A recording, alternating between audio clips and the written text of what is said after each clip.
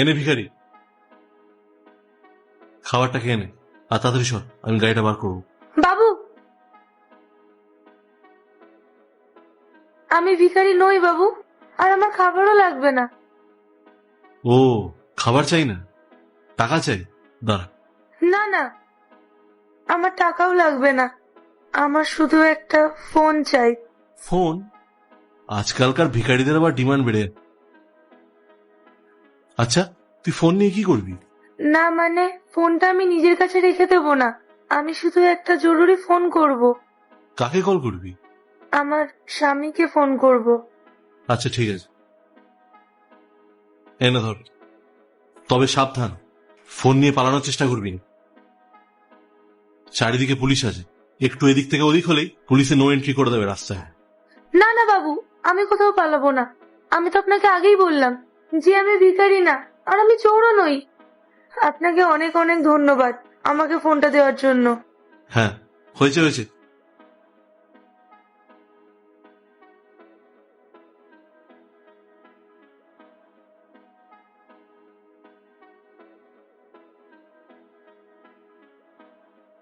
এই যে শুনছো, কোথায় তুমি? আর তোমার অফিসটা কোথায়? আমি তো শহরে চলে এসেছি তোমার সাথে দেখা করব বলে। তুমি শহরে এসছো? তোমার কি মাথা খারাপ হয়ে গেছে নাকি? এই মুহূর্তে চুপচাপ এখান থেকে বাড়ি চলে যাও। আমি তো তোমার সাথে দেখা করব বলেই শহরে এলাম। 1.5 বছর হয়ে গেল তুমি বাড়ি ফেরো না, না কোনো চিঠি লেখো আর না কোনো ফোন করো। এবার তুমিই বলো, তোমার কোনো খোঁজ না পেয়ে আমি কি বাড়িতে বসে থাকতে পারতাম? তাই আমি চলে এসেছি। শোনো, তুমি আমার কথা মন দিয়ে শোনো। তুমি একজন অশিক্ষিত মেয়ে, বুঝলে? তুমি এখানে এসে কি করছো? হ্যাঁ, আর কোথায় আছো তুমি এখন? আমি তো এখানকার কিছুই চিনি না, আমি জানিও না এটা কোন জায়গা। আমার সামনে একটা ভদ্রলোক আছেন, ওনার ফোন থেকেই ফোন করলাম। আমি তাহলে ওনাকে জিজ্ঞেস করে তোমাকে বলছি আমি কোথায় আছি। তুমি আমাকে নিতে চলে এসো, আমি তোমাকে ছাড়া একা গ্রামে কিছুতেই ফিরবো না। তুমি তো আমার স্বামী, বলো। ইমোশনাল কথা বলো না তো। আর শোনো, তুমি সামান্য একজন মেয়ে, বুঝলে? আমার জীবনে তোমার কোনো প্রয়োজন নেই। চুপচাপ নিজের গ্রামে ফিরে যাও। এ তুমি কি বলছো? আমি তোমার বউ, আমি তোমাকে ছাড়া একা কি করে ফিরে যাই বলো? আর আমি বাড়িতে বাবা মাকে কথা দিয়ে এসেছি যে আমি তোমাকে নিয়েই বাড়িতে ফিরবো।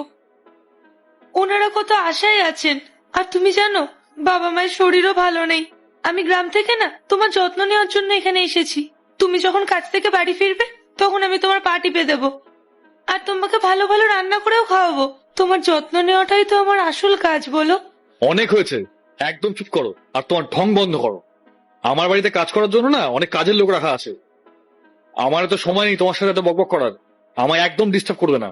শোনো না, এমন কেন করছো তুমি? আমাদের সম্পর্কটা কি এতটাই সস্তা? আমরা তো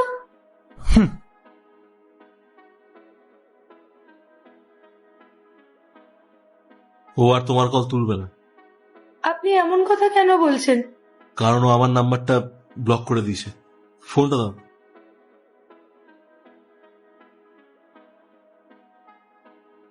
শোনো, আমি তোমার ব্যাপারে বেশি কিছু জানি না, কিন্তু এখন তোমার কথা শুনে মনে হচ্ছে তুমি তোমার স্বামীকে খুঁজতে এসছো। আর 1.5 বছর আগে তোমার স্বামী শহরে এসেছিল, আজ তুমি ওকে খুঁজতে এলে আর ও তোমার সাথে কোনো কথাও বললো না। ও তোমাকে অপমান করে ব্লক করে দিল।